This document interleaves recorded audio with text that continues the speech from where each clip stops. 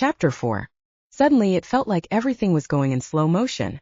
The robber stopped in his tracks and stared back at me, and I couldn't make out any of his features beyond two glowing gray eyes. And then he blinked and scrambled up the stairs. I shook my head as I pictured my hybrid form, and in a single heartbeat I was a 9-foot-tall werewolf. I bounded up the stairs after him, and in 4 short leaps I was at the top of the stairs. The intruder was nowhere to be seen, but with my ultra-sensitive hearing I heard a faint scuffling sound from my bedroom. I leapt toward the door and shoved it open just in time to see the mystery figure try to climb out the narrow window. I ran over and placed my claws on his shoulders. I saw he was wearing a leather shirt and coarse fabric pants that were cheap but durable. "Where are you from?" I demanded in a low growl, but instead of answering me, the robber attempted to launch himself at me by jumping up and swinging from my shoulders. If this guy wanted a fight, then that's exactly what he was going to get, but I wondered why. When I had first turned into a hybrid wolf, one of the guys in town had literally pissed himself. Was this guy on something, or was he just completely desperate? Nothing he could do at his size and with his meager human strength could hurt me, a werewolf. As he foolishly tried to gain leverage and push me to the floor, I grabbed one of his wrists and simply swung him into the floor. Unlike me, he wasn't wearing armor, and his human body smashed into the wood with a satisfying crunch. The notebook flew out of his hand and skittered over by the bed. I'd attend to that later. Damn, it was an inconvenience, but I wasn't fazed. I had more strength and skill in one flick of the hand than this ragtag petty criminal had in his whole body, and there was no way he was getting his hands on that notebook again. He ran back toward the window again and tried to clamber out. It wasn't a completely bad idea since my werewolf form wouldn't fit through the narrow opening, but the guy wasn't fast enough to avoid my grasp. I grabbed a foot, which was clad in an old patched-together boot, and pulled him back inside. His body slid over the floor on his stomach before I flipped him onto his back. I took in his gray eyes, straggly black hair, and uneven stubble as we stared at each other again. His skin was slightly jaundiced, and with my wolf hearing I could tell he was congested. This guy didn't look good, and I wondered if he'd agreed to this suicide mission in the hopes of having enough silver to buy some medicine. Whatever his motive, the man was clearly desperate. He actually reached for my throat like he thought he could actually strangle me.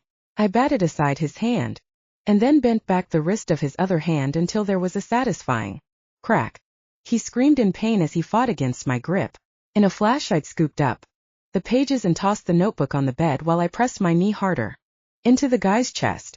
"Where are you from?" I growled. He didn't respond, but his eyes bulged and foam trickled out of his mouth. "Tell me who sent you," I growled. The robber squirmed beneath me, and then he seemed to grab something with his functioning hand. I caught a flash of light, and when I looked down I saw that he had a dagger. "Oh, no you don't," I barked as I reached for his hand. But the man was still fast, and the blade found its target, slipped between his ribs and plunged into his own heart. His eyes bulged for a moment as he gasped for air, and then he went limp beneath me. "Shit," I muttered. A pool of thick, viscous red blood was beginning to form on the floor. The body was already starting to go cool as the familiar scent of iron started to fill the room. I spotted the notebook on top of the bed and quickly retrieved it. I was certainly not letting this thing out of my sight ever again, not if this was the consequence. "What the hell happened?" Tabitha asked as she and Sybil appeared in the doorway. "And who is that?" Both girls were looking at the body in the middle of the room. Tabitha looked angry and ready to fight, but Sybil looked a little green. The witch was used to bodies, so I assumed it was the combination of the dead body and too much food. "I don't know," I said, "but he was after this." I held up Windroth's notebook, and Tabitha's eyes widened. "Is that?" the noblewoman started to ask and then hesitated. "Windroth's notebook," I sighed. "From the Obsidian Temple. The last thing that vampire said to me before he died was that this was just the beginning. Don't think I can ignore that threat anymore. I think it's time we figure out what's so important about this notebook and what the hell Windroth was talking about." "But he was just a vampire," Tabitha said in a puzzled voice. "He was a vampire," I agreed. "He was also smart. Certainly a lot smarter than you Lupercalians believed possible." "Well, that's true," Tabitha conceded. And he did keep that notebook, Sybil added. One we haven't been able to read. He was definitely smart. I'm surprised you used a knife, Tabitha noted. I didn't, I said as I glanced at the body. He killed himself. Why? Tabitha asked. I'm sure whoever hired him made it clear what would happen if he didn't retrieve the notebook, I said. Either he could kill himself or his employer would do it for him, and I'm sure if the employer did it, it would have been very slow and very painful. I walked back to the body and leaned over it for a better look. There was nothing peculiar about it, and nothing to indicate that he was anything more than a petty criminal looking for some extra cash who had been hired by the wrong sort. Maybe Sherlock Holmes could have found a clue in the dirt stuck to the bottom of the man's shoe or the faint scent of garlic that clung to the shirt, but it didn't do much for me. Oh, Sybil, I heard Tabitha say. I turned around and saw that Sybil had found the same burgundy sheets May had washed earlier in the day. Well, Sybil sighed, we have to get him out of here somehow, and it would make more sense to use these sheets than the white ones. You're right, I laughed and then draped the sheet over the body since we didn't have to worry about contaminating the crime scene. I'll wake up the servants, Tabitha said. We should move the body before the smell sets in the room. Good idea, I said as the blonde slipped from the room. This isn't good news, Sybil whispered. How desperate do you have to be to break into the house of a Lupercalian lord? I don't know, I replied, but it'll be dealt with soon enough. Come on, let's go get help. Sybil and I left the room together, and by the time we reached the front door, Tabitha had already gathered a group of men who worked as farmers during the day. I watched for a moment as the men talked amongst themselves and rubbed the sleep out of their eyes. I'm sorry to wake you all up, I said once all eyes were on me. How much has Tabitha told you? We hear that there's been an intruder, a man on the left said. He was dressed in plain canvas clothing and had a dark beard and short dark hair. Unfortunately, that's true, I said. When we arrived back from the palace, I opened the door, and there was a man trying to steal some belongings of mine. How do you think he got in? A ginger-haired man asked. The gates were locked. He must have climbed over the fence or the wall, I shrugged. We'll have to search the grounds once it's light and see if we can figure out how he got in. Can't believe someone would try to steal from you, my lord. An older man huffed. And after all you've done for us. I didn't recognize him, I said with a smile, so I don't think he works or lives around here. A stranger, the older man sniffed. That figures. Where is this stranger now? The first man asked. Do you need us to deal with him? Ah, well, sort of, I replied. He's dead. The men laughed a low laugh and looked around at each other. Of course he is, the ginger declared. A great knight like yourself would know how to deal with a petty thief. Amen to that, another man replied. Never been so happy to work for a noble before. Well, thanks for that, I said. But we need help burying the body and cleaning up the blood. Don't you worry about it, the dark-bearded man said, and he gestured at two of the others to come with him. We'll take care of it. We need to be sure he was alone, Tabitha said. Hank, Sybil, and I can check the rest of the house, but the rest of you should visit the other houses as well as the gates. Of course. The remaining men bowed their heads in reverence to Tabitha and then turned to me. This will all be taken care of, one of the men assured me before they headed back into the dark. The rest of us stepped back inside, and the three peasants moved up the stairs. Without further comment, you two head to the kitchen, I suggested. I'll check the rest of the house and meet you there. Oh, all right, Tabitha said. Even I could do with some warm milk. The girls sauntered away, and a moment later, I began my own search of the house. With my werewolf senses, I was able to finish the job much quicker than an army of men could have done. I had already suspected there was no one else in the house, but it was good to make sure. When that task was done, I returned to the kitchen where I found Tabitha seated at the table while Sybil poked around in the cupboards. I changed back into my human form and then sat down next to the noblewoman. Are you rearranging the pots and pans? I laughed. Or just making sure our thief didn't steal any of the cutlery. I was going to heat some milk, Sybil replied. I have an herb I can add. She trailed off as she plucked a saucepan from a stack and then turned to look around the room. Someone's coming, Tabitha said as she stared nervously toward the archway. Not a thief, I assured her. A moment later, a woman appeared in the doorway and curtsied to our little group. She was one of the kitchen workers, and I knew for a fact that she was a master of sweets. Oh, Miranda, Tabitha said in relief. Why are you up so late? I heard about the intruder when the men came to check the house, Miranda replied. My husband is helping the men search, and I came to gather the cleaning supplies to remove the stains. But is there anything you need? Perhaps something to soothe your nerves. I was just going to heat some milk, Sybil replied. You don't need to worry about tending to us this late. Oh, let me do that, Miranda insisted as she crossed the room and plucked the saucepan from Sybil's hand. I really don't mind. The kitchen maid then scurried behind a long white curtain that hid the pantry, and reappeared a moment later with a tin pail of milk. She poured a hefty helping of the thick, creamy milk into the saucepan and placed it over the warm embers. She stirred it with a wooden spoon for a moment, nodded at whatever she saw, and then carried the pail back to the pantry. When she reappeared, she had a stick of cinnamon in her hand, which she added to the rapidly warming milk. That smells heavenly, Sybil said. It'll calm your nerves, Miranda replied as she smiled at us. Now if you'll just keep an eye on that, I'll gather the cleaning supplies and take them upstairs. Of course, Sybil said as she moved toward the fireplace. Miranda nodded and turned her attention to the cupboards. She pulled out various cleaning supplies, some old cleaning cloths, and a bottle of what smelled like vinegar. She shoved everything in another empty pail and curtsied at us. Everything should be taken care of in the next 15 minutes, my lord, the peasant said, and you will be able to sleep soundly in your quarters. Thanks so much for this, Miranda, I yawned. Make sure that you and your husband sleep in tomorrow for all the hard work you've put in tonight. Oh, she said and blushed. You really are too kind, my lord. She disappeared into the dark hallway, and a moment later her footsteps echoed along the hall as she made her way upstairs. In the meantime, Sybil found a few mugs and set them on the wooden counter. She stirred the saucepan again, and a moment later she traded the spoon for a thick tea towel. She carefully lifted the saucepan by the handles, carried it to the counter, and filled the mugs. My mother used to give us warm milk when we were kids, Sybil sighed as she handed us each a mug.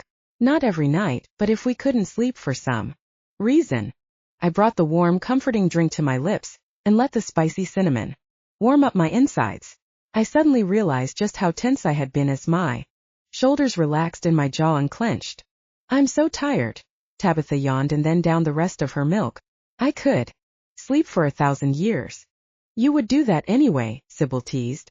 Before the noblewoman could come up with a retort, we heard the front door slam shut. A moment later, we heard another pair of footsteps hurry down the stairs and head out the front door as well. The lock clicked a moment later, and the sound carried throughout the house. That's impressive, Sybil added. They make quick work of that one. Truly. I sighed and stood up. We set our mugs on the counter and made our way out of the kitchen. We crept through the dark hallway and back up the stairs, which felt so much more ominous now that we knew someone had broken in. When we reached my bedroom, I opened the door slightly and was shocked to find that the place was not only clean but sparkling. Whoa, I said with a sense of awe. That's amazing. The whole place is completely clean. They did an amazing job, Tabitha agreed. This place looks even shinier than when we moved in.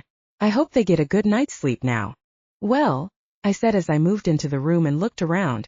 I guess there's nothing left to do but get ready for bed. Oh, sure, Sybil said as she stared at the spot where the body had been. Nothing weird about sleeping in here tonight. I'm sure his ghost won't haunt us. I laughed as I started to pull off my armor. We should give him a show if he does, Tabitha said with a grin. That only made me move faster, and I soon had my clothes off as well. I threw myself onto the bed and patted the mattress. That does look inviting, Sybil laughed. The witch lifted her dress off over her head and revealed her perfectly pert breasts and her slender body. If I hadn't been so sleepy from the events of the last hour, I would have taken her right then and there. I'll be back, Tabitha announced and rushed out of the room. Where's she going? I asked sleepily as I pulled Sybil close to me. I don't know, Sybil sighed as she nestled against me. But I really just want to sleep right now. That warm milk has knocked me out. A moment later, Tabitha rushed back in and slammed the door behind her. I'd already started to doze off, so I had to blink a couple of times before I could see her. What? I muttered. Is that my Hulk shirt? I wanted to be comfy, she whispered as she slid into bed. And I think the show for the ghost will have to wait because I suddenly feel like I can't keep my eyes open. We all feel that way, I murmured. Too much food. I woke up with a start after what seemed like only a few hours of rest. However, when I turned my head to the window to see how high the sun was in the sky, it looked like it was at least mid-morning. I sat up, rubbed my eyes, and absorbed the fact that I was alone in the bed. Sighed and stretched to work out the kinks, but before I could put my feet on the floor, the door creaked open. Sybil stepped inside and handed me a cup of steaming moonbeam brew. Smelled amazing and sent jolts of energy through me before I'd even taken my first sip. I had a feeling you might be awake by now, the witch said with a grin. I took a long swig of the brew and felt it melt into my bones and my muscles. So, are you adding psychic to your list of esoteric talents? I asked as I took in her green dress and long braid. I wouldn't say that, she said as she sat down on the end of the bed. I just know you. Thanks for this, I replied. I don't know what I'd do without it. You had a busy night last night, she replied. We all did, I noted. And it's clear now that there's something important in that notebook. By the way, did they find anything last night? No, she replied. They searched all the other buildings and walked the entire perimeter of the fence, but they didn't find any other intruders. Some of the men went out again at first light to look for the place where he got in. I mumbled as I took another sip of the brew. Of course he could have slipped in during the day when the gates were open and just waited for us to leave. He probably expected us to head to the palace for the feast. Maybe, Sybil replied. That's a scary thought, that he could have been hanging around all day. And he didn't finish the job, I said. You think they'll try again? Sybil asked. Whoever they are? I do, I said as I stood up. So I think we need to figure out what's so important about the diary, and I think we need to talk to the king. Chapter 5. While Sybil went to collect Tabitha and Casanova, I rummaged through my wardrobe for a pair of comfortable but smart suede pants, a blue tunic, and some chainmail. I didn't need my armor since it wasn't a special occasion, and we weren't heading out on a dangerous quest, at least not yet. Once I was dressed, I picked up the notebook and then realized that I didn't have a good place to hide it. I tried tucking it in my waistband and up one sleeve, but the notebook kept slipping out of place. After staring at the mirror for a moment, I remembered that Tabitha had a belt with a leather satchel attached to it, almost like a medieval-looking fanny pack. I decided to take the risk of going into the girls' closet to try and find it. I slipped down the hall to the giant closet and found exactly what I'd dreaded. A complete mess. Or at least, Tabitha's half was. Sybil's half was easily identifiable because of the array of identical green dresses, all neatly organized and perfectly pressed. Tabitha's side, on the other hand, looked like some kind of multicolored fabric bomb had exploded. I waded through the fabric until I got to a pile of shoes and bags. There were silver boot covers, leather boots in every shade of brown, and the red pointy boots that she'd been wearing yesterday. I'd had no idea the noblewoman even had so many pairs of boots, and I even found a few pairs that looked like they'd never been worn. After some serious digging, I finally found the sturdy brown leather belt with attached pouch, and as I'd hoped, the notebook fit perfectly. The real test was whether the belt would fit my much larger waist, and though the leather creaked in protest, I managed to squeeze into it using the last hole. I checked to make sure that it was hidden beneath my chainmail and then quickly abandoned the closet before something attacked me. Morning, Hank, Tabitha yawned as I stepped through the front door. Morning, Tabitha. I laughed. Seems like I'm the last one up this morning. That you are, Tabitha agreed. Though I have to say I'm only up because Sybil dragged me out of bed this morning. I glanced at the witch, who was fitting Casanova in his riding gear. I needed a hand with some of the chores, Sybil said without looking at me. I laughed and then looked out over the moonbeam fields where workers were filling up sacks of beans and loading them onto horse-drawn wagons. When they'd picked enough beans for the day, the beans were deposited in the silo, and then the workers either spent time with their families or tended to other duties on the estate. You'll be happy to know that we're heading to the palace, I said, so you don't need to worry about any more chores. A good run will wake me up. the noblewoman replied as she strolled over to the direwolf. Won't it, Casanova? The pup wagged his tail and drooled onto the cobblestones as Tabitha scratched behind his ears. Are we ready? I asked when Sybil seemed satisfied with the gear. The great big black direwolf pawed at the ground and then hopped up and down to show just how eager he was to run. Took a moment, but he finally sat down so the three of us could slide into place on his back. Remember, no getting sick, I warned as I nudged Casanova forward. I thought that was just in the car, Sybil replied. I laughed and tapped Casanova.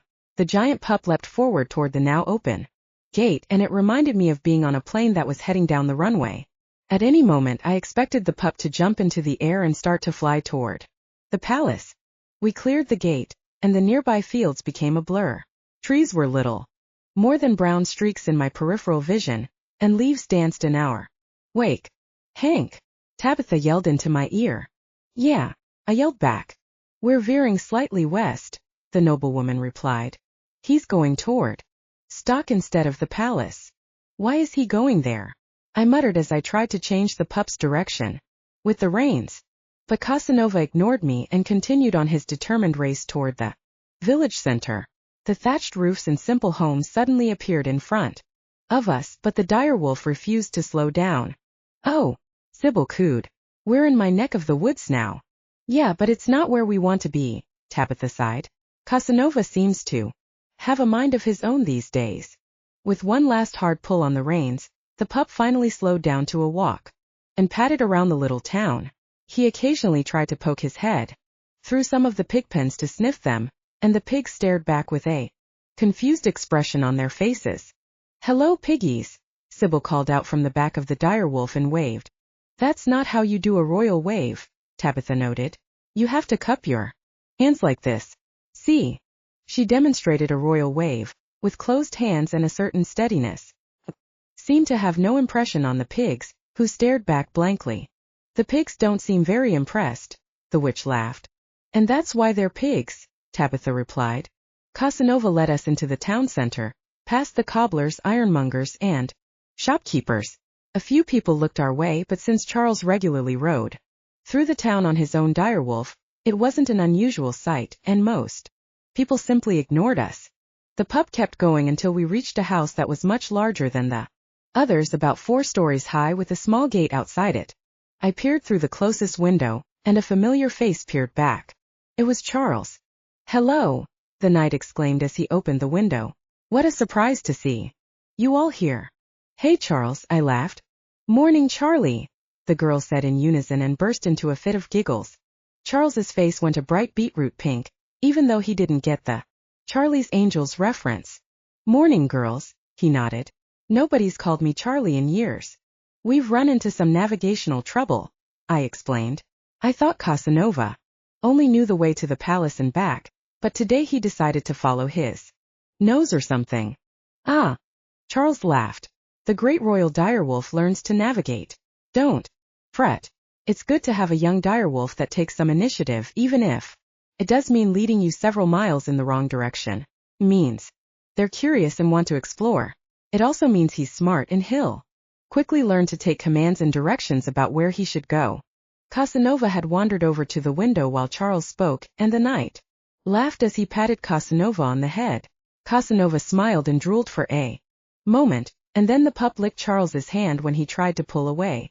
I guess we should try again and hope he doesn't run us into the woods or something, Sybil trailed off.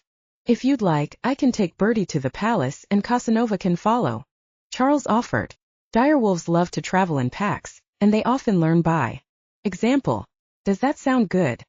A wave of relief washed over me since Casanova still didn't quite understand steering, only how to go faster or slower. That would be amazing, I said. I don't know what we'd do without you, Charles. It's just my job, he smiled. I'll be right out. The knight disappeared from the window, and a few moments later the door opened. Charles stepped outside with a grin on his face, made a clicking noise with his mouth, and then started to walk back toward the village. Casanova immediately followed the knight, like he'd been taking orders from Charles for years. I need to learn how to do that, I mumbled. We walked past a few of the other houses in stock, and I vaguely recognized The area from when I'd woken up there that fateful day. Just a second, Sybil said. We looked around and watched as she brought both hands up to her lips and whistled a whistle so high-pitched that I think it took out some of my hearing. For a second. Good grief, Sybil, Tabitha moaned. But a face popped out of one of the windows of the modest thatched roof houses. It was a man, but he had the same lanky build and glowing green eyes. Sybil. He was wearing a loose-fitting blouse and had long, elegant limbs. Darius, the witch yelled. Over here. Ha! The man snorted and disappeared from the window. He reappeared at the door to the house and waved happily at our little group. He then ran across the muddy yard and skidded to a stop next to Casanova. Good morning, I said. You must be Sybil's brother, right? Morning, he cackled. It's far past morning for a farmer. But yes, I'm Darius Foreman, one of the many brothers of Sybil. I'm afraid the rest of the family is out in the fields, but I'm glad I could witness this spectacle. What? A beautiful direwolf, by the way. He patted Casanova on the head and gave him a big scratch behind the ear. It's such a pleasure to meet you, Tabitha said. Any friend of Sybil is a friend of mine. Ha! Darius laughed again. Well, you have to be friends when you share a room for almost 20 years. Sybil blushed almost purple at the mention of having to share a room with her siblings for so long. I looked up at the sky and realized just how much of the day had already passed. I had to talk to the king before he left for the lake. And if we didn't get there soon, the ruler of Lupercalia would be too busy preparing for the journey to talk to us. We were on our way to the palace, I said. Urgent business, I'm afraid. But you should come to the estate soon and have dinner with us. I'd love that, Darius replied with a grin. And I'll tell the rest of the family you stopped by. And I'll be by later this week to check the field conditions, Charles said. We've had some issues with lower yields this year, but hopefully the blessing of the moon goddess will change that. We'd appreciate any tips you might have, Darius said solemnly. We've enough to get us through the winter, but it will be tight.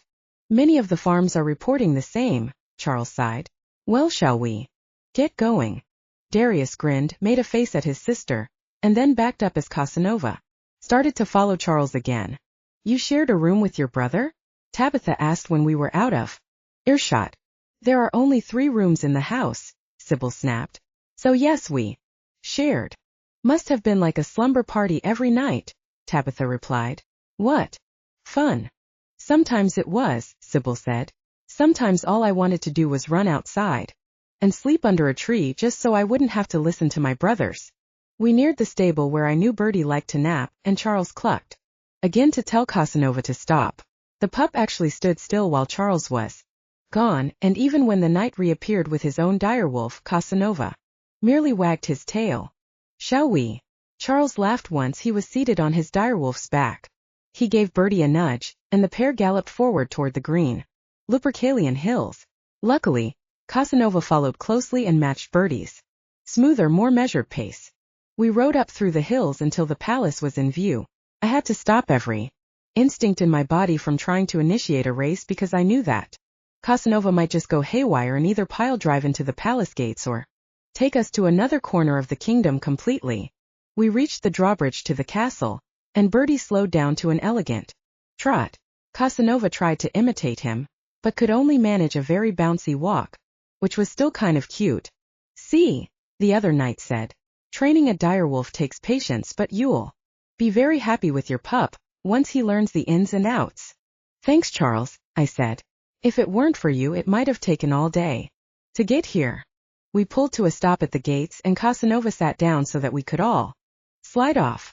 One of the hybrid form knights came over and took the reins from me. The squires are busy, but we'll see to Casanova, the knight said. I have business to attend to in stock now, Charles said. But I hope whatever you need taken care of is done so in a quick and careful manner. The older man shot me a look, and for a second I thought I saw some recognition in his eyes that insinuated that he could tell something was up. However, he waved at Sybil and Tabitha and rode off into the distance. Let's go, I said, and led the way across the courtyard and up the staircase. You're in a hurry, Tabitha panted. I can feel this is important, I replied. And I need to warn the king to be careful. You think they'll go after the king? Sybil gasped. It would make sense, I replied. He's both the figurative and literal head of the country. If they kill him, it'll create chaos. That's why you want to translate the notebook, Tabitha guessed. You think there's some sort of plan in there? Why else would they go to all that trouble to retrieve it? I asked. But who are they? Sybil asked. I don't know, I admitted in a frustrated voice. We got to the top of the staircase and headed past the rosette window. The door to the banquet hall was still propped open, and when I headed in I was greeted by a full lunch buffet. Oh, Sybil sighed hungrily. I wasn't expecting this. Really? Tabitha teased. When have you ever not seen this place packed with people eating? We're hosting many guests before the voyage, Sebastian piped up as he peered by my side. Hey Sebastian, I said. Is the king here today? I have a pretty urgent question I need to ask him before he leaves for the lake. He's showing some of his cousins the jousting fields at the moment, Sebastian explained. They live at the edge of the kingdom, so they only come to court once a year. The king likes to spend time alone with them when they arrive. Oh, I sighed. But they should be back soon for lunch, Sebastian offered hopefully.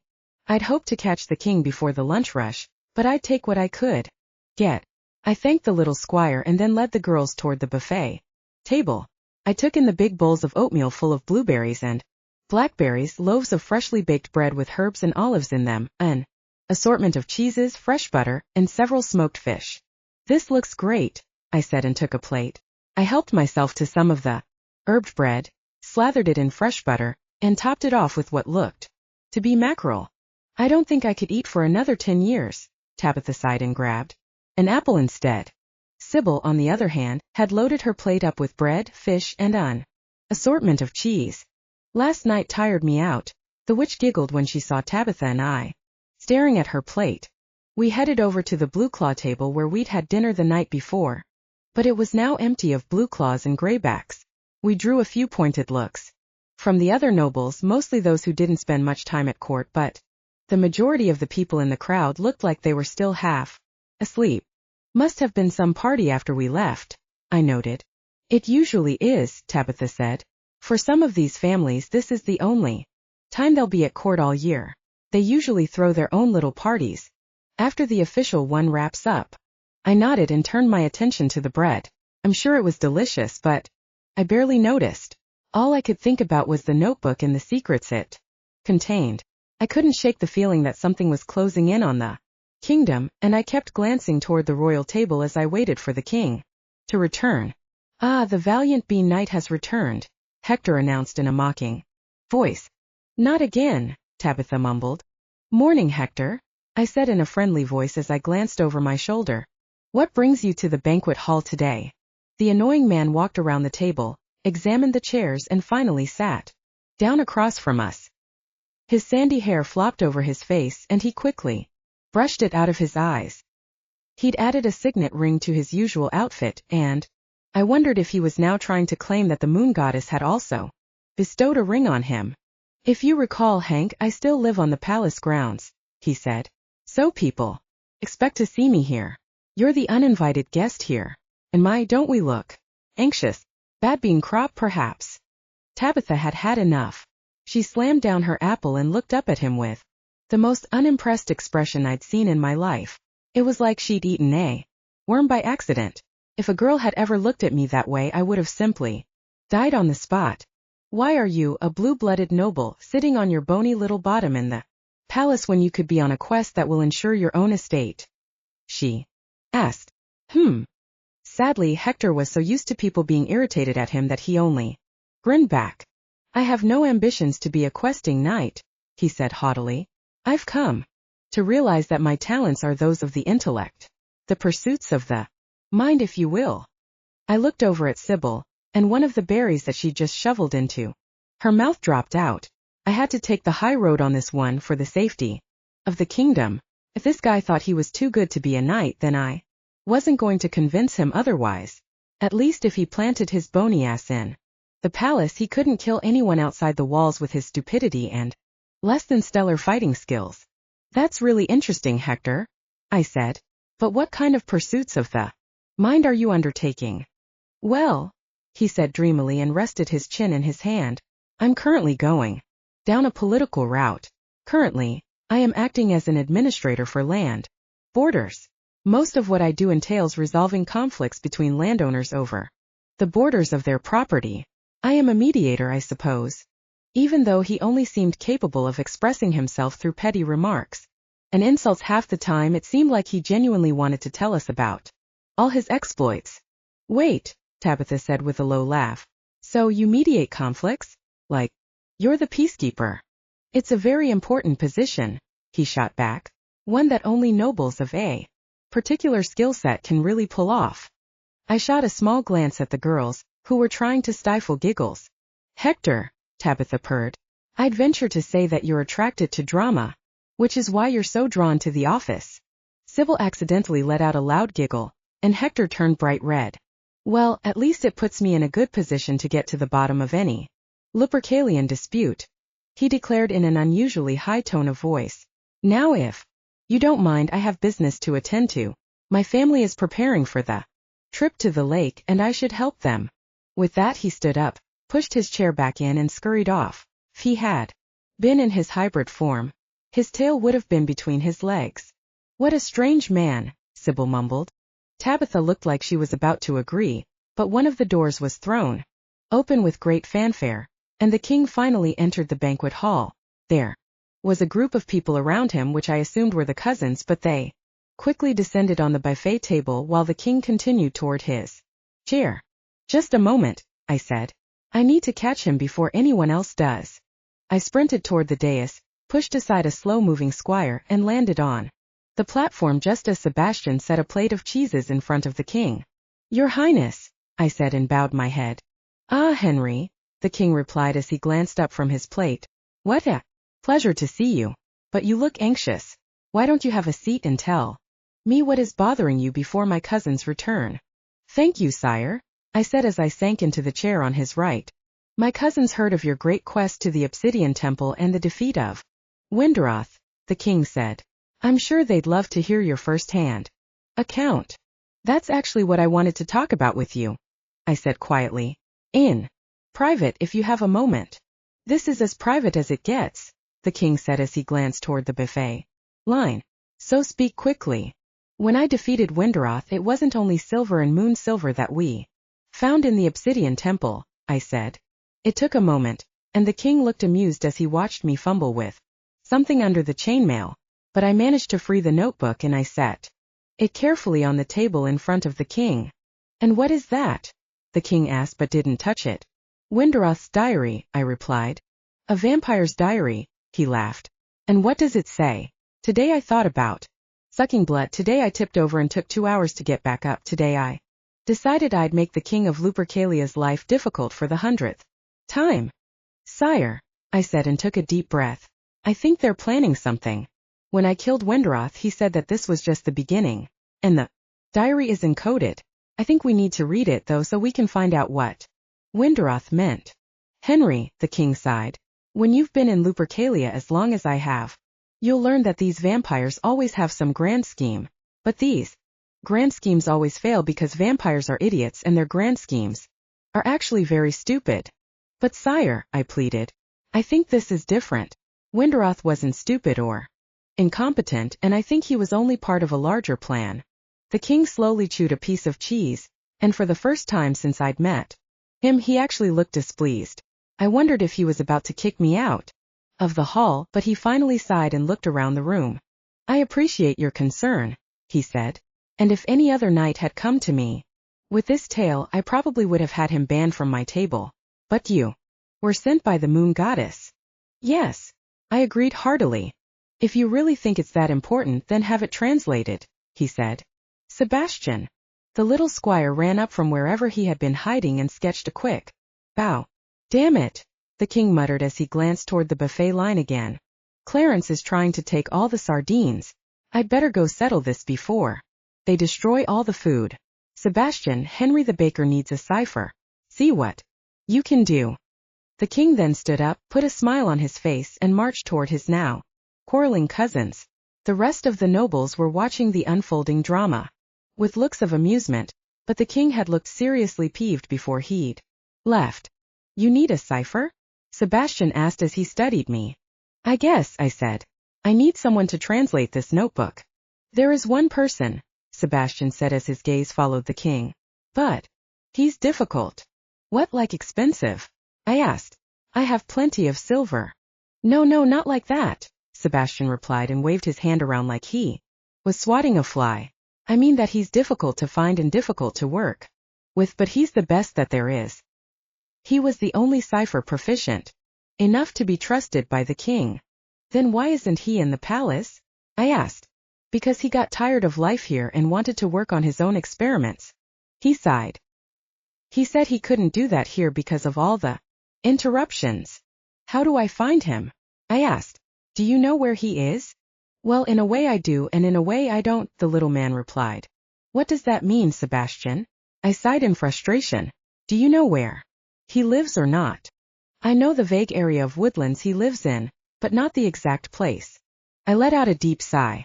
It sounded like my simple task had turned into another quest, but we needed a cipher and preferably one we could trust. All right, I said. Tell me everything you know. Sebastian put his hands on his hips and wrinkled his nose. His eyes flickered back and forth for a moment like he was accessing the information stored in his brain. Do you know the forest of Yerrick? He asked. I racked my brain and then remembered that we'd gone through Yerrick to get to the Obsidian Temple. Yes, I said. The last I heard, he's somewhere on an island east of Yerrick by the river of Gomel, the squire said. East of Yerrick, river of Gomel, I replied. Any other details? No more details, he said and shook his head. Oh, actually, yes. He hates visitors. What a surprise, I muttered. Well, I'm sure that between the three of us we can muster up enough charm to inspire this cipher into helping us. After all, it's for the good of the kingdom, isn't it? Not everyone is as noble as you are, Hank, the squire sighed and looked at the room. Some people just want to live on an island in the middle of the woods and forget that they're part of a kingdom at all. Thanks, Sebastian, I said and patted his shoulder. You've been a real lifesaver today. It's my job to help, he insisted. Let me know if you need anything else from me. Will do, I said. The king was leading his cousins back to the royal table, so it seemed like a good time to leave, before I got sucked into telling the tale of my quest to the Obsidian Temple. I slipped away more quietly than I had arrived, and when I returned to the Blue Claw table, I found the girls were slouched in their chairs, half awake from repeated feasting and a night of poor sleep. All right, I said. I have my cipher. Come again, Tabitha purred. For the vampire's notebook, I responded. Sebastian told me about a cipher. Who can help us decode what Winderoth wrote? Then we can find out why it's important enough that someone broke into our property to steal it. Sybil nodded and looked up at me with a curious glint in her emerald green eyes. Did he say where the cipher would be? Yep, I said. Well, vaguely.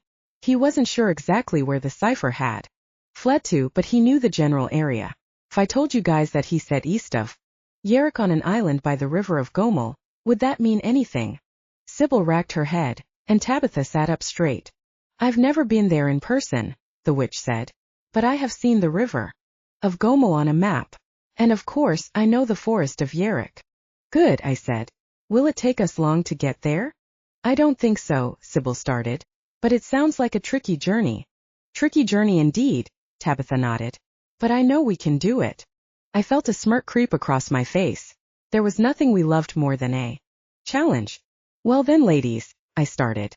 Time to find that cipher. Chapter 6. The girls stood up at the same time and pushed their chairs back in. Does this mean that we won't be going to Lake Wayaha?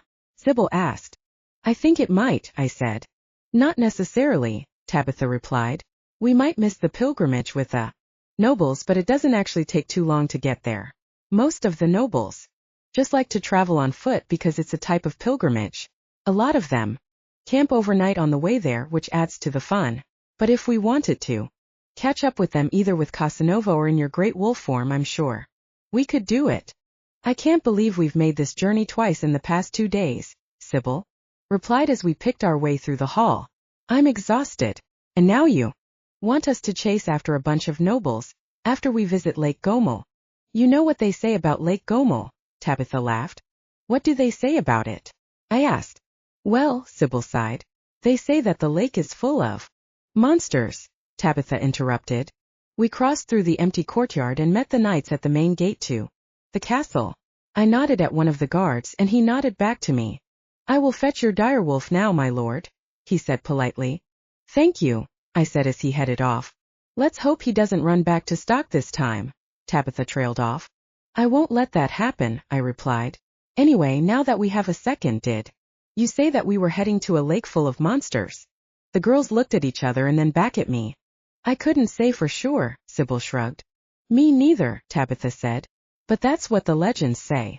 If you look at any map of Lupercalia, Lake Gomel is always depicted with monsters in it. But I've never been there myself. I heard an authoritative stomping noise, and the guard appeared with Casanova in hand. Casanova's big pink tongue flopped out of his mouth and his tail began wagging back and forth so quickly that I was pretty sure we could have used him as a wind turbine. Your direwolf, my lord, the guard said. Thank you, I smiled and I took the reins from the guard. We walked out to the center of the drawbridge and I looked out onto the hills of Lupercalia. Straight ahead of us I could see the little village of Stock, and just beyond that to the west of the castle was the estate. I hopped onto Casanova, and the girls followed in their natural order. I made sure to point him in the direction of the estate before I got him going so that we didn't run into the same mistake as last time. Are you girls ready? I asked. Ready as ever, Tabitha replied. Let's go. I nudged Casanova with my foot and pulled on the left rein so that he'd turn left. Luckily, he started off at a pleasant trot. Look at him go, Sybil called from the back. Maybe some of the royal direwolves back there taught him a thing or two. Once I was sure the pup was heading in the right direction, I tightened my fist around his reins and gave him a slightly stronger kick. As I'd hoped, he zoomed forwards toward the estate and made no side trips toward the town. The afternoon was crisp and sunny, and I felt the autumn wind blowing through my hair. I sure loved running in my great wolf form, but there was a different sense of freedom that I felt on top of a direwolf. I felt like I was flying. The first sign that we were nearing the estate was the heavenly scent of our moonbeams. I was so grateful that Sybil took such great pains to make sure the mineral count in the soil was just right. It had ensured that our moon beans had an even more rich and fragrant taste than the beans that were used in the castle. I pulled back slightly on Casanova's reins, and he slowed down to a very bouncy trot. When we reached the gate, I pulled back on Casanova's reins to bring him to a complete halt, and one of the peasants from the previous night ran out to open the gate.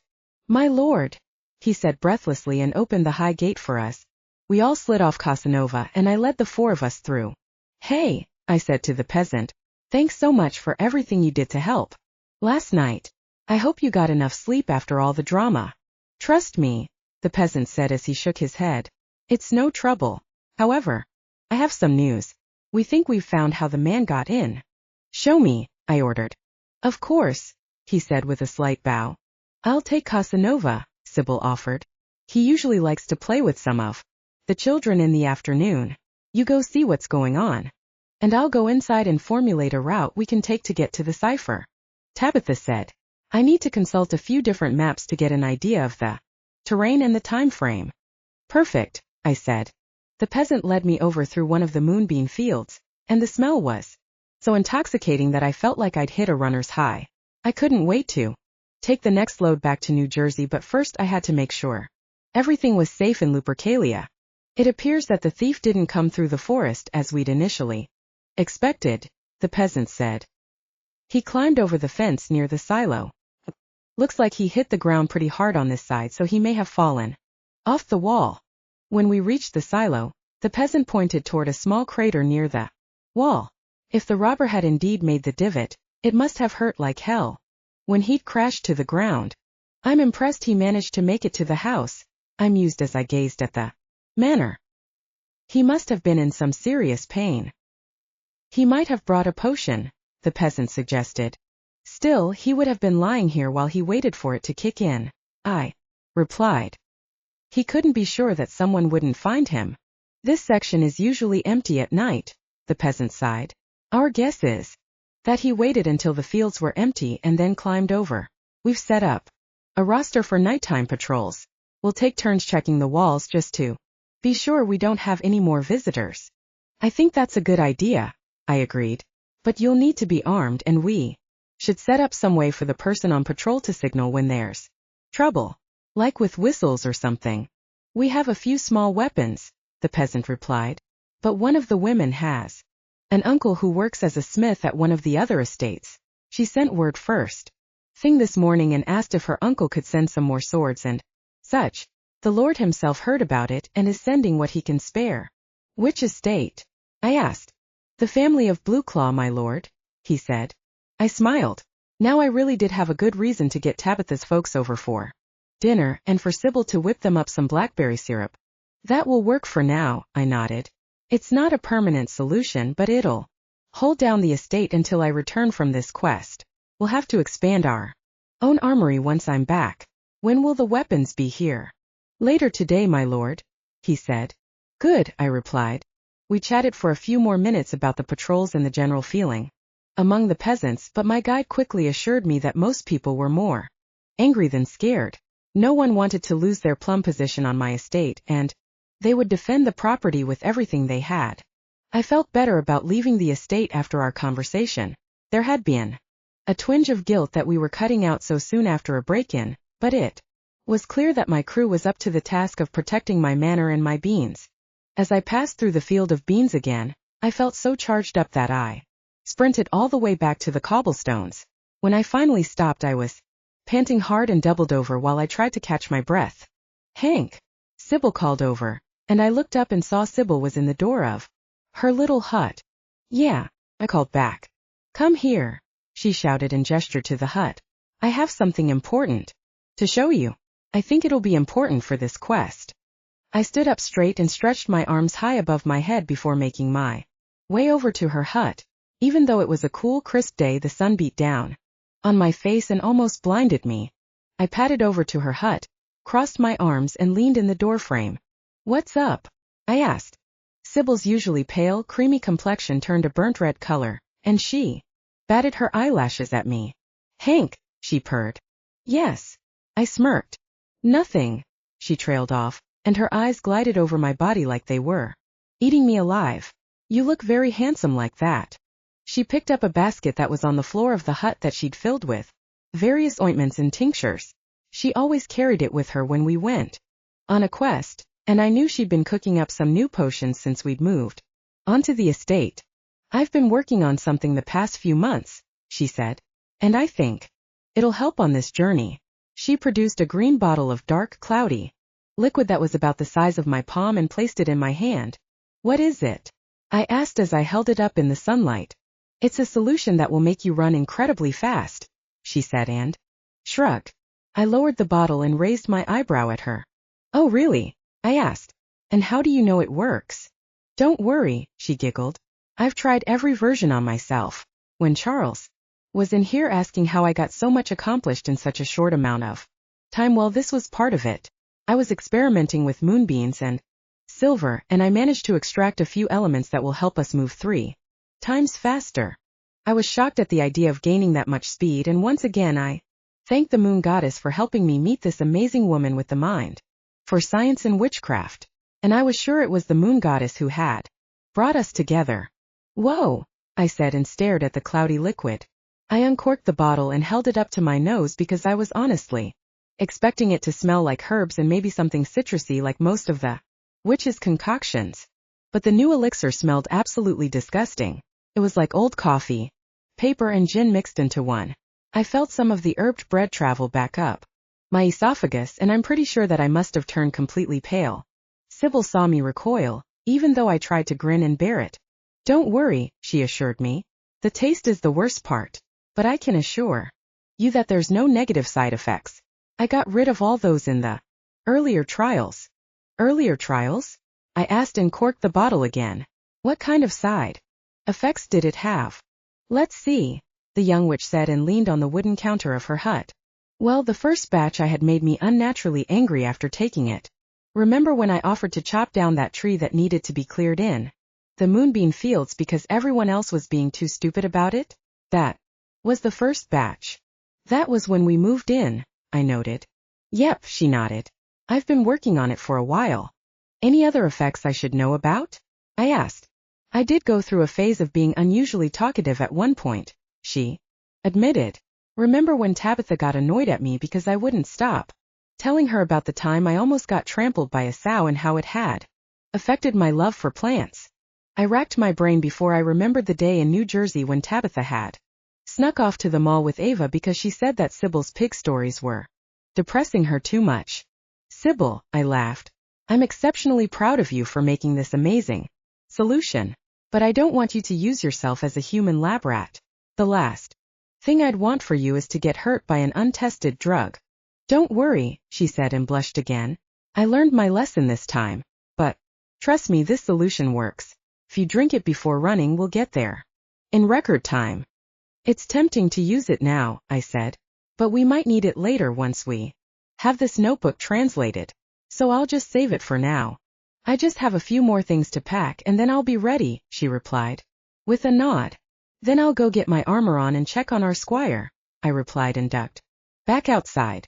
I tucked the solution in the leather pouch with the notebook, even though just the memory of the smell made me nauseous. If it really did what Sybil promised, then I'd have to find a way to force it down if I had to use it, but for now I tell myself that it wouldn't come to that.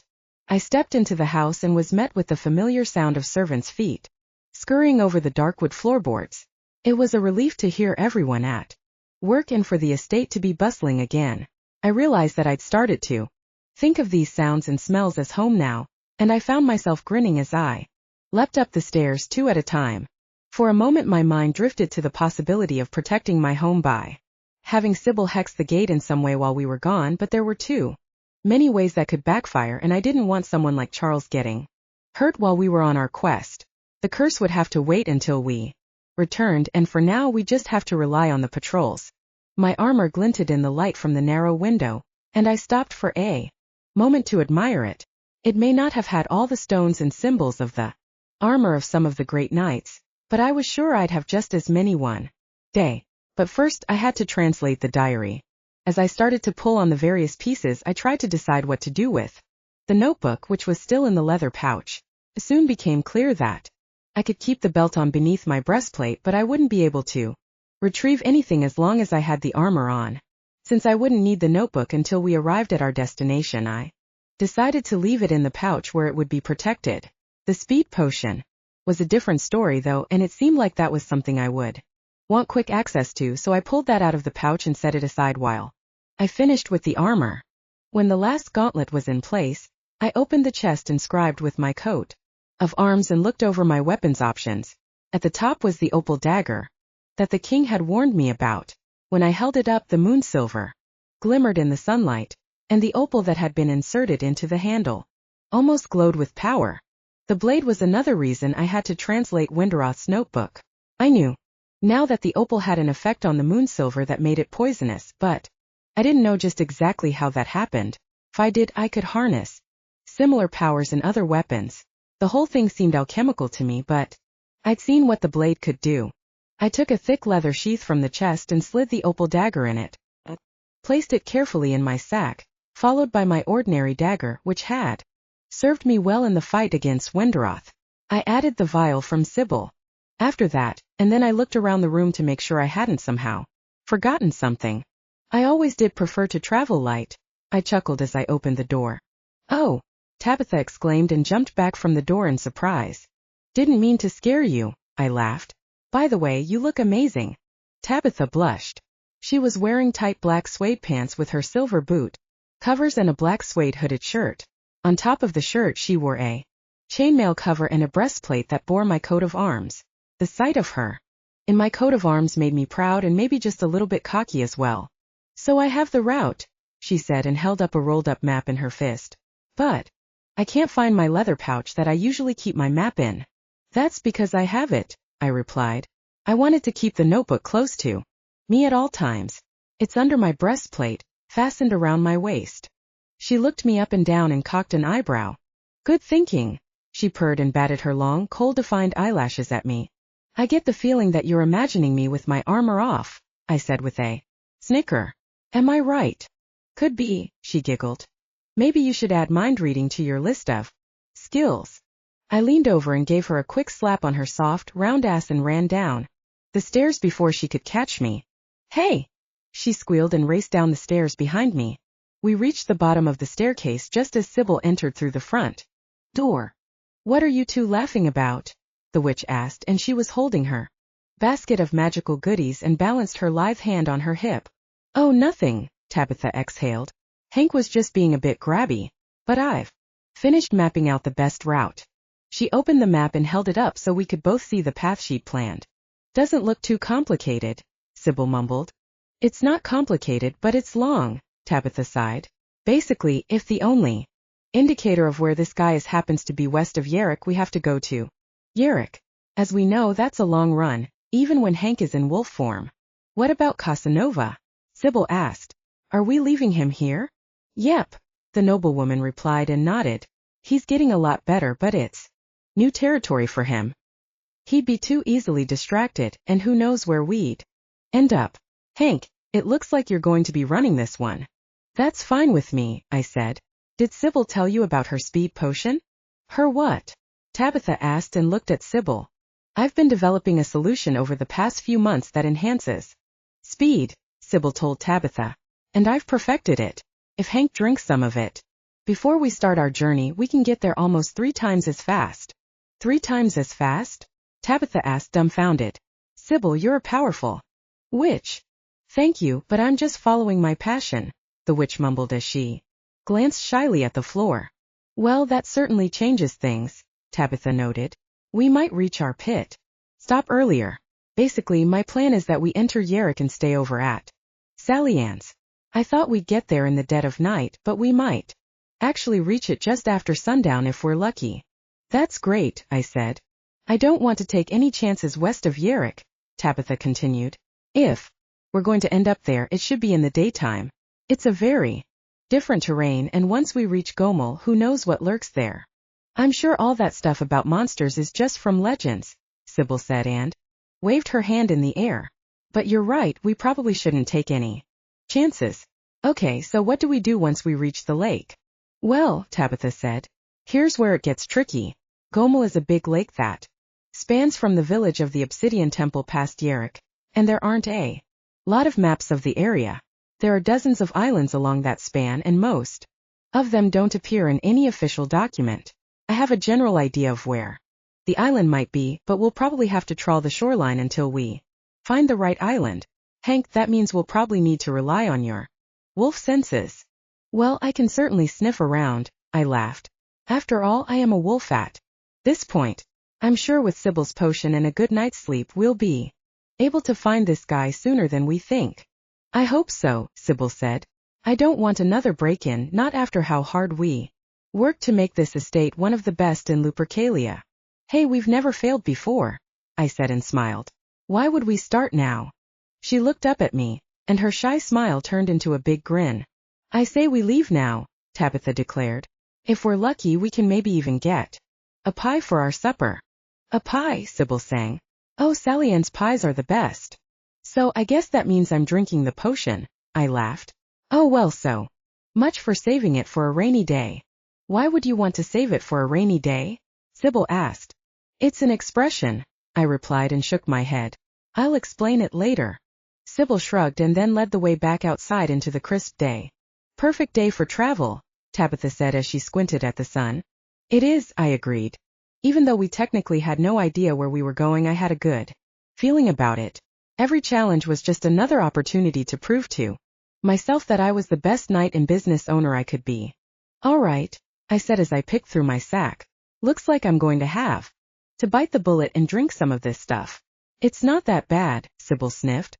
Sybil, I said and raised my eyebrow. You admitted that it tasted terrible. You can't be mad at me for pointing it out. I'm not, she huffed. But a little appreciation for all my self-sacrifice and hard labor would just be appreciated. Sybil, you know we appreciate you, I laughed. But this stuff smells like rocket fuel. Let me smell, Tabitha insisted. The noblewoman waggled her fingers at me until I handed her the green glass bottle. She grinned, delicately removed the cork, and then in the manner of a true sommelier, she swished the liquid around in the bottle and took a perfunctory sniff. Her eyes widened, and she held the bottle far away from her. Good grief, Sybil, the blonde laughed. Do you have some secret vendetta? Against Hank or something? What? Sybil demanded, but even she couldn't stay serious. I could tell that. She was trying hard not to giggle at Tabitha's dramatic reaction. This smells worse than the fig liquor I used to steal from my parents when I was only a teenager, the noblewoman said. And that stuff smelled like the poison they use for ants. What's in this? Well, Sybil sniffed. You'll be surprised to know that there's actually a great deal of moonbeams in there. I never would have guessed that, Tabitha said. It certainly doesn't smell like it. I'm sure I don't even want to know what the rest of the ingredients are. It's all botanical, Sybil insisted.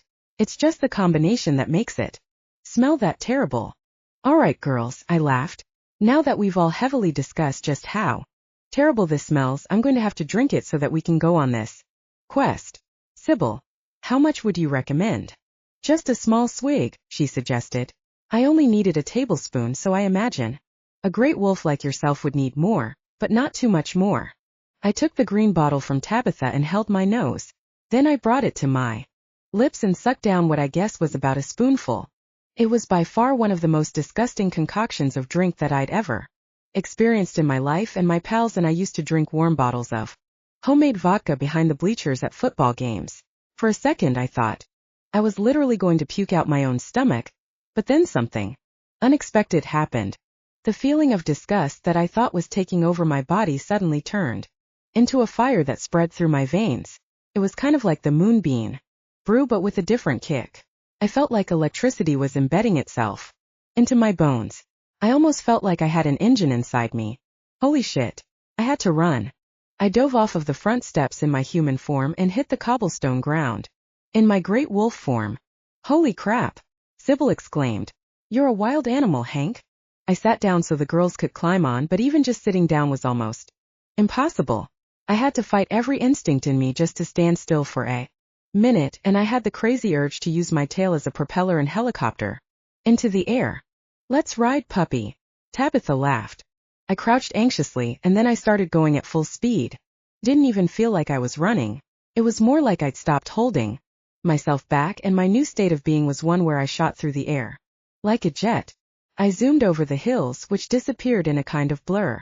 I was reminded of that scene in 2001, A Space Odyssey, when David Bowman is hurtling through time and space, and the galaxies and stars zoom effortlessly past him in a collage of colors.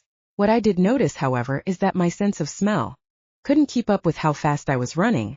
That was something that was new for me, especially in this form. I felt Tabitha wrap her arms around my neck, and her legs gripped my back. Could tell she was holding on for dear life, but I couldn't stop moving. I had to keep running, even as the familiar sights of Stock and the palace disappeared in the blink of an eye. I was running so fast that instead of hearing my feet hit the ground, all sound seemed to disappear completely. I plowed onward in a kind of mute blur, like I was my own island or something. I remembered where the forest of Yerrick was from our quest to the Obsidian Temple. I reminded myself that I'd have to be more careful in the forest so I didn't accidentally run into a tree or something.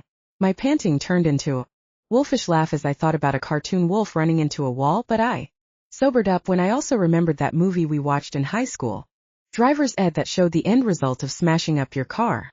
As we neared the soft ground of the forest, I tried to slow down enough so that I could actually see objects rather than just smears of color. I was still moving quickly, but at least I wasn't going to smash into any trees. The mulch floor was soft underneath my feet, and fallen leaves crunched beneath my paws.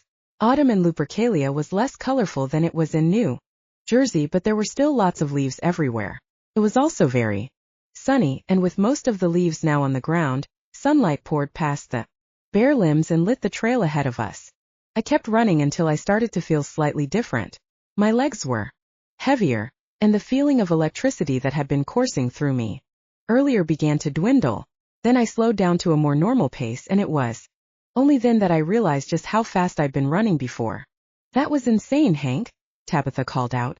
I threw my head back and responded with a happy howl, which made both of the girls burst into a fit of giggles. See, Sybil said. It really does work. Yeah, Tabitha laughed. Let's just hope there are no negative side effects. Oh, don't worry, Sybil responded. I made sure that this version is side effect-free. I tested several variations before I let Hank sip it just to be sure. Oh, really? Tabitha said in a suspicious tone of voice. So that's why your metabolism is as fast as it is. You've been hiding the secret. Don't be silly, Sybil giggled. A familiar rich and spicy smell wafted toward me through the air, and I knew. It was the sweet williams that bloomed near the inn. The potion had done the trick and we'd made the trip in record time. Great job, Hank, Tabitha said and patted me on the head. I wiggled my head around under her grip so that she would give me a little scratch behind the ears. She giggled and obliged. I can't believe we're already here, Sybil said. But I can smell the sweet williams. I followed my nose toward the field of flowers, and Sally Ann's inn soon came into view. It was a 4-story structure of Tudor-looking architecture, complete with white wood and black beams. After our house hunting in New Jersey, I'd become a walking encyclopedia for identifying different types of architecture. Ah, Tabitha sighed. Last time we were here, Casanova was only a baby. I miss being able to put him in my basket, Sybil replied. He was such a little ball of fluff. I sat down on the dirt path that led to Sally Ann's inn and let the girls slide off. Once they were clear, I stood up on my hind legs and felt myself almost melt into my human form. The transition between states had become easier each time I changed, and with enough practice it was like I'd developed a second instinct. I barely had to think about my other forms and I would almost instantly transform. This time there was barely time to register the weird tugging and pulling sensations before I looked down and saw that I was back in my human form. Took a deep breath of the moist woodland and the autumn foliage. It was a beautiful day, but I could see that the sun was beginning to set. Let's get inside, I suggested. I'm hungry after that run. I wonder what kind of pies are cooking today, Sybil said dreamily as she lifted her skirts. I bet Sally Ann has some great autumn treats, Tabitha replied as we headed up the path to the door. And since it's the harvest season, there shouldn't be too many people here at this time of year. Most people will be too busy bringing in the crops to travel. I tried to open the door but found it was locked. I shrugged, knocked on the solid wood, and then looked around in case the innkeeper was somewhere outside. I hope she's in, Sybil said. Of course she is, Tabitha assured us. She's probably just changing sheets on the 3rd floor or something. It'll take her a couple of minutes to get here. Just as she said that, I heard someone scurrying to the door. I'm here. Sally Ann's voice puffed from behind the door. The door swung open and revealed a tired-looking but happy Sally Ann. The red-headed, freckled innkeeper smiled at us and held out her big, thick arms for a hug. Tabitha, Sally Ann exclaimed. My sweet little rebel, come here. Sally Ann, Tabitha squealed, and she ran into her arms for a big hug. Sybil and I exchanged smiles and then walked inside behind the pair. Clicked. The door shut behind us and then turned to study the room. The whole place was glowing with warmth and soft candlelight. It smelled of sage and cloves, and when I checked the great big fireplace on the left, I could see that something delicious was cooking in a cast-iron pot over the fire. Hey, Sally Ann, I said with a smile, and she took a step back and looked at me up and down. Why, Hank, she giggled. You make me feel underdressed for the occasion. You look wonderful, I assured her as I took in the bright orange dress and cream-colored apron. Such a charmer. The innkeeper giggled and then her brow furrowed. But what are you doing all the way out here? Shouldn't you be on your way to Lake Wahaya? I know the king should be receiving the blessing soon. We have another quest, Sybil said and shrugged. Oh, Sally Ann said and blinked. I'm surprised you didn't put it off. What kind of quest could be so important? You really have to ask? Tabitha replied and winked. This is the knight who defeated Wenderoth after all.